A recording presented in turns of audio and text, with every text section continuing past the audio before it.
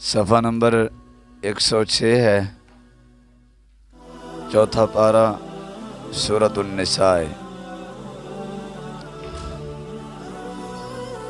اعوذ باللہ من الشیطان الرجیم،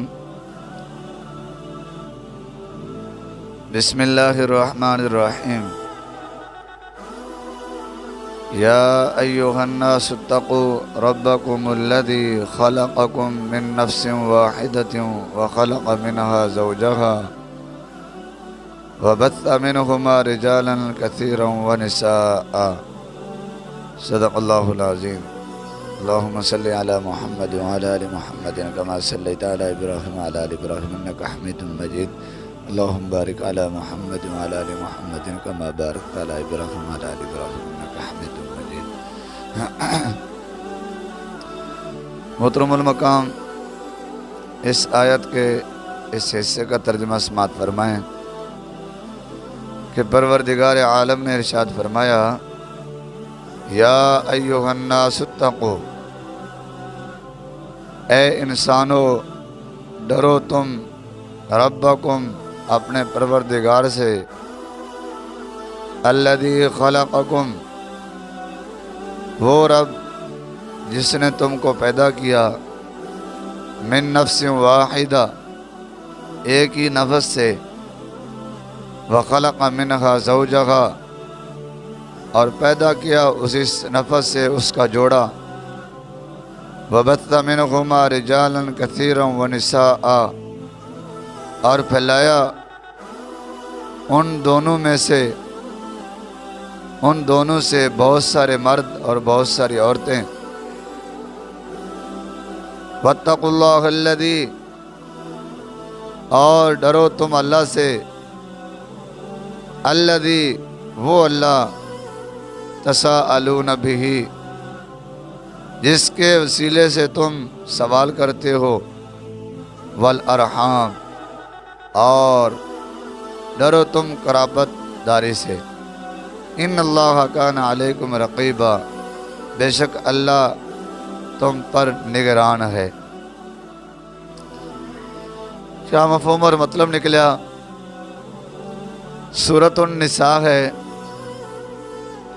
اور یہ مدنی سورت ہے، مدینہ پاک کے اندر نازل ہوئی۔ اس سے پہلے جو نزول دی ترتیب ہے، نازل ہونے کی ترتیب، یہ تقریباً اس سے پہلے 51 صورتیں نازل ہو چکی تھیں، اور یہ جو ہمارے سامنے موجود ہے ترتیب، یہ لکھی ہوئی صحیفے کے اندر، اس اعتبار سے یہ چوتھی صورت ہے۔ نازل ہونے دی ترتیب جو ہے نا علیحدہ ہے، اس اعتبار سے یہ 52 نمبر پر نازل ہوئی ہے، اس سے پہلے 51 صورتیں نازل ہو چکی تھیں۔ بہرحال اس صورت کا صورت آل عمران سے تعلق یہ ہے، صورت آل عمران میں اغیار کے، غیروں کے حقوق کا ذکر تھا۔ یہود و نصارہ اور مشرکین مکہ، ان کو تبلیغ کرو، ان کو واعظ کرو، اگر نہیں مانتے تو ان کے خلاف جہاد کرو، اس کا ذکر تھا۔ اور اس صورت میں اپنے لوگوں کے حقوق کا ذکر ہے، اس اعتبار سے اس کا یہ تعلق ہے۔ اور اس سورت کا نام سورۃ النساء ہے، اور نساء جمع ہے امرأتن کی۔ امرأتن ایک عورت کو کہتے ہیں، اور نساء بہت ساری عورتوں کو کہتے ہیں۔ تو اس سورت کا نام ہی سورۃ النساء ہے، یعنی عورتیں۔ تو نام اس لیے رکھا گیا چونکہ اس سورت کے اندر عورتوں کے حقوق کا ذکر ہے، اس نسبت سے۔ اور اللہ تبارک و تعالی نے ارشاد فرمایا کہ اس صورت کے اندر عورتوں کے حقوق کا ذکر ہے، اور ساتھ ساتھ یتیموں اور بچوں کے حقوق کا بھی ذکر ہے۔ وجہ یہ ہے، جب سرکار دو عالم صلی اللہ علیہ وسلم تشریف نہیں لائے تھے تو عورتوں اور چھوٹے بچوں کے حقوق ضائع ہوتے تھے۔ زمانہ جاہلیت میں عورتوں کو وراثت نہیں دیتے تھے اور چھوٹے بچوں کو بھی وراثت نہیں دیتے تھے، حق نہیں دیتے تھے، اور ان کا اپنا ہی فلسفہ تھا، اپنا ہی ایک بنایا ہوا قانون تھا۔ کہتے تھے کہ وراثت اس کو ملے گی جو لڑ سکتا ہو، جو مقابلہ کر سکتا ہو، جو لڑائی کر سکتا ہو، اور عورتیں اور چھوٹے بچے لڑ نہیں سکتے، لہذا ان کو وراثت بھی نہیں ملتی۔ حالانکہ حق تو یہ ہے کہ جو نہیں لڑ سکتا اس کو دو، جو لڑ کر لے سکتا ہے اسے نہ دو۔ ذہن تو یہ مانتا ہے۔ بہرحال اس وجہ سے جب آپ سرکار تشریف لائے تو آپ سرکار صلی اللہ علیہ وسلم نے آ کر عورتوں کے حقوق کا بھی ذکر بیان فرمایا اور چھوٹے بچوں کے حقوق کا بھی ذکر فرمایا اور یتیموں کے حقوق کا بھی ذکر فرمایا۔ اس صورت کے اندر اسی چیز کا بیان ہے۔ خالق کائنات نے فرمایا، یا ایھا الناس، اے انسانو، اتقوا ربکم، ڈرو تم اپنے رب سے، ڈرو تم اپنے رب سے، اپنے رب کا خیال رکھو، اس کی خلاف ورزی سے بچو۔ اللہ سے ڈرنے کا کیا مطلب ہے؟ خدا کے قانون اور اصول اور احکامات کی خلاف ورزی نہ کرو۔ اللہ نے جو احکامات بیان فرمائے ان پر عمل کرو۔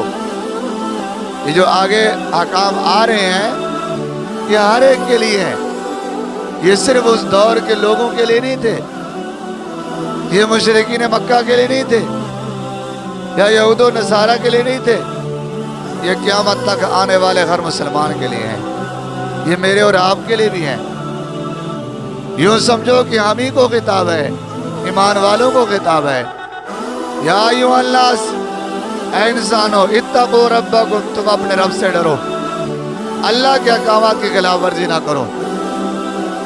دیکھیں یہاں پر اللہ کی جو صفت ربوبیت ہے نا اس کا ذکر ہے، اس کا تعلق بتا دیا۔ جیسا کہ کوئی آدمی کہتے یا پھر آپ آدمی تیرا دوست ہے تو اس کے ساتھ بولتا ہی نہیں ہے، تو اس کی بات نہیں مانتا۔ یار فی الحال تیرے ماں باپ ہیں، ان کی تو بات ہی نہیں مانتا، ان سے ناراض کیوں ہے؟ اور فی الحال تیرے بہن بھائی ہیں، ان کے ساتھ تم کیوں نہیں بولتے؟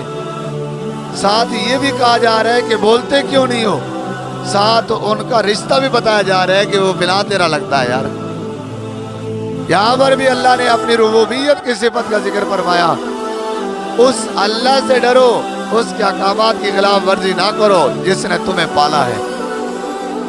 رب کہتے اسے ہیں جو پالتا ہو، تربیت کرتا ہو، تو اس اللہ کے احکامات کی خلاف ورزی نہ کرو جس نے تمہیں پالا ہے، اس کا تمہارا یہ رشتہ ہے، اس نے تمہاری تربیت کی ہے۔ الذی خلقکم، وہ رب جس نے تم کو پیدا کیا، من نفس واحدہ، ایک ہی نفس سے، وخلق منہا زوجہا، اور اسی نفس سے پھر اس نے اس کا جوڑا پیدا کیا۔ معلوم ہوگا ہم سب کا رشتہ ایک ہی ہے، اخوت۔ انسان جتنے بھی ہیں ان سب کا باپ جو ہے نا وہ حضرت آدم علیہ السلام پہ جا کے رشتہ ملتا ہے۔ یہ جو باقی قومیں سلسلے بنایا ہے نا، علاقے، بستیاں، قومیں، خاندان، قبائل، یہ سب اللہ فرماتے ہیں ہم نے تعارف کے لیے بنائے ہیں۔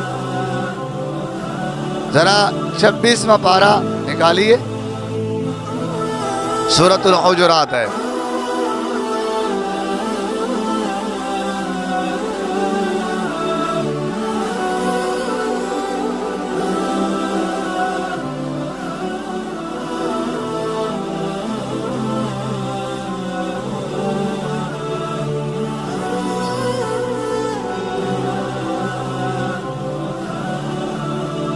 آیت نمبر 13 ہے، صفحہ نمبر 719 ہے، 719۔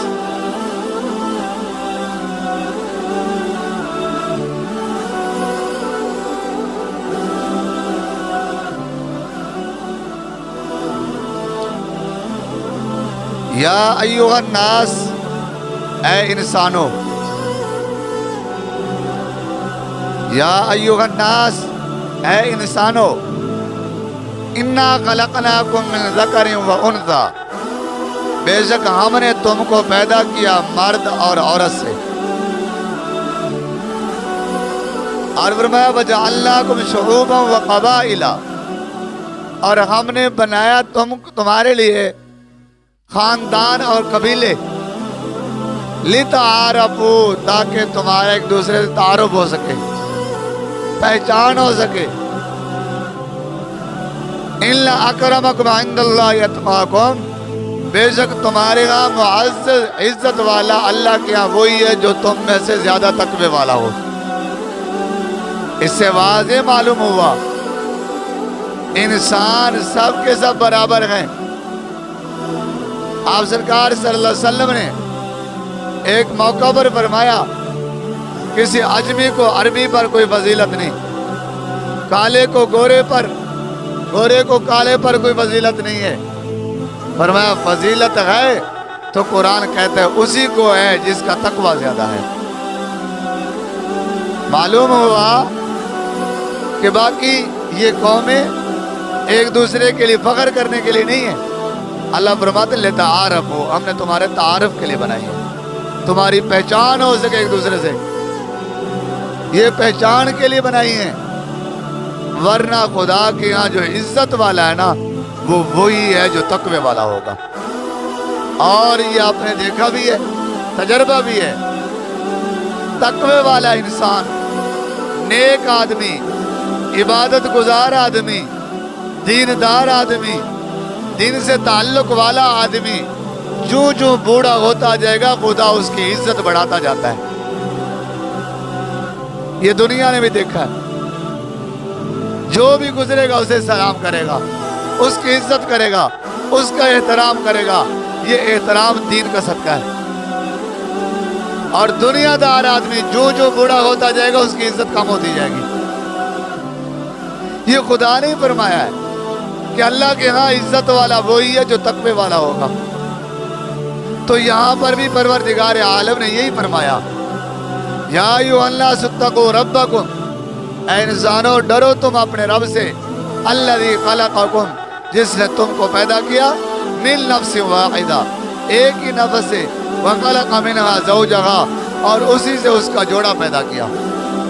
یہ تفسیروں میں بھی آتا ہے، احادیث کی کتابوں میں آتا ہے، اللہ تبارک و تعالیٰ نے پہلے حضرت آدم علیہ السلام کو پیدا فرمایا، اور پھر حضرت آدم علیہ السلام کی بائیں پسلی سے، یعنی کھبی پسلی، بائیں پسلی سے حضرت ماں حوا سلام اللہ علیہ کو پیدا فرمایا۔ یہ حدیث میں بھی آتا ہے، تفسیر کی کتابوں میں بھی یہی آتا ہے، بائیں پسلی سے ماں حوا سلام اللہ علیہ کو پیدا فرمایا۔ پھر اللہ فرماتے ہیں ان دونوں سے، حضرت آدم اور حضرت حوا سے ہم نے کیا کیا، بہت سارے مرد اور بہت سارے عورتوں کو پیدا فرمایا۔ معلوم ہوا آج دنیا کے جس ملک میں جاؤ پاؤں رکھنے کی جگہ نہیں ہے، ہر طرف انسان، مرد، عورتیں ہیں، یہ انسانوں کے سلسلے چل رہے ہیں، نظر آ رہے ہیں۔ تو یہ سب کا رشتہ جا کر ملتا ہے تو حضرت آدم تھا، حضرت ماں حوا سلام علیہ سے۔ یہ خدا کا فرمان حق ہے۔ اللہ فرماتے ہیں وَبَثَّ مِنْهُمَا، اور پھیلایا اس رب نے ان دونوں سے رِجَالًا كَثِيرًا وَنِسَاءً، بہت سارے مرد اور بہت سارے عورتیں۔ آگے کیا فرمایا، وَاتَّقُوا اللَّهَ الَّذِي تَسَاءَلُونَ بِهِ، اور ڈرو تم اللہ سے جس کے نام کا تم وسیلہ دیتے ہو۔ تساءلون، تساءلون، سأل یسأل سؤالا سے ہے، سوال کا کیا معنی ہوتا ہے، مانگنا، سوال کرنا۔ اور فرمایا تساءلون بہ، جس کے ساتھ تم سوال کرتے ہو اس اللہ سے ڈرو جس کے نام سے سوال کرتے ہو. کیا مانا؟ یار اللہ کے لیے معاف کر دو, اللہ کے لیے کچھ دے دو. اللہ کے نام پر تم سوال کرتے ہو اور اللہ کی قسمیں اٹھاتے ہو, یہ معنی بھی آتا ہے. خدا کی قسمیں اٹھاتے ہو اعتبار دلانے کے لیے. اللہ کی قسم, خدا کی قسم, رب کی قسم ہے, تو اس نام سے تم سوال کرتے ہو, وسیلہ دیتے ہو, قسمیں اٹھاتے ہو, پھر اس رب سے ڈرتے کیوں نہیں ہو؟ واتقوا اللہ الذی تساءلون بہ, ڈرو اس اللہ سے جس کے نام سے تم سوال کرتے ہو. پھر اس کا خوف اور ڈر بھی تمہارے دل میں ہونا. وہ صرف قسمیں اٹھانے کے لیے تھوڑی ہے, اس کے احکامات کی تو پابندی ہونا. والارحام, قرابت داری سے بھی ڈرو, صلہ رحمی بھی کرو. والارحام, ارحام, ارحام رحم سے ہے. رحم کس کو کہتے ہیں؟ بچے دانی کو. ماں کے پیٹ میں بچہ جس جگہ پہ ہے تربیت پاتا ہے, اپنا پرورش پاتا ہے, بچہ پیدا ہوتا ہے, اس کو رحم کہتے ہیں.